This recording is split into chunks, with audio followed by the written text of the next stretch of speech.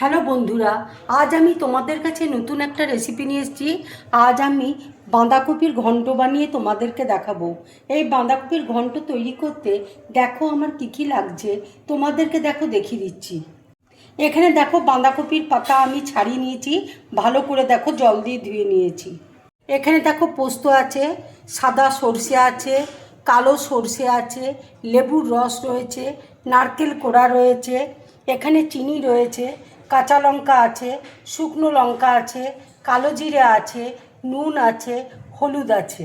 এবার দেখো মিক্সির মধ্যে আমি পাতাগুলো দিয়ে দিচ্ছি, তোমরা ইচ্ছে করলে শিলেও বাটতে পারো। আমি এখানে মিক্সির মধ্যে দেখো পাতাগুলো পেস্ট করে নেব। এবার দেখো মিক্সির মধ্যে আমি পেস্ট করে নিচ্ছি। বাঁধাকপি দেখো মিক্সিতে দেখো বেটে নিয়েছি। এবার দেখো মিক্সির মধ্যে আমি পোস্ত দিয়ে দিচ্ছি, সাদা সর্ষে দেখো দিয়ে দিচ্ছি,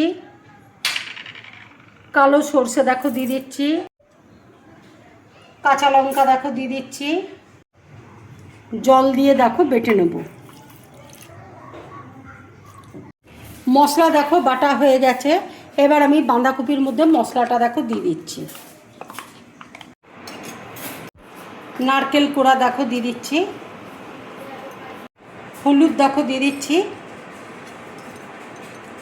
আন্দাজ মতো দেখো নুন দিয়ে দিচ্ছি, অল্প করে দেখো চিনি দিয়ে দিচ্ছি, কাঁচা সর্ষের তেল দেখো অল্প করে দিয়ে দিচ্ছি। এবার দেখো সব একসাথে আমি মাখিয়ে নেব। সব একসাথে দেখো মাখিয়ে নিলাম। কড়ায় দেখো তেল দিয়ে দিচ্ছি।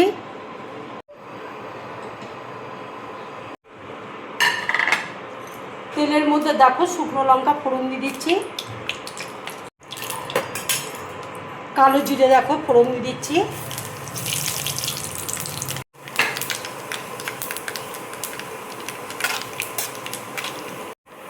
বাঁধাকপিটা দেখো এবার দিয়ে দিচ্ছি।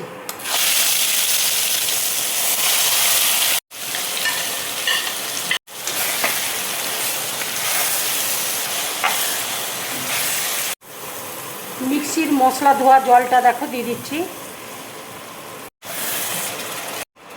একটু কাশ্মীরি লঙ্কার গুঁড়ো দেখো রঙের জন্য দিয়ে দিচ্ছি।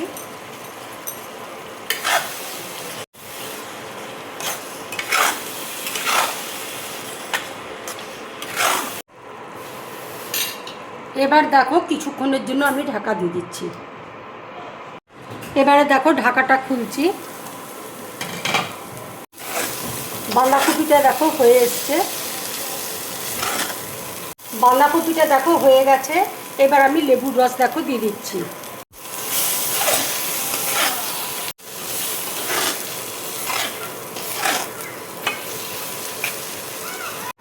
রান্না দেখো আমার পুরোপুরি কমপ্লিট। এবার আমি নামিয়ে নেব। এইভাবে বাঁধাকপির ঘন্ট বানিয়ে তোমরা গরম ভাতের সাথে খাবে, খুব ভালো লাগবে খেতে। আমার এই রেসিপিটা যদি তোমাদের ভালো লাগে তাহলে লাইক করবে, শেয়ার করবে আর ড্রিম ব্লগ চ্যানেলটাকে সাবস্ক্রাইব করবে। তোমরা বেশি করে কমেন্টস করবে, তাহলে আমার খুব ভালো লাগবে। নমস্কার।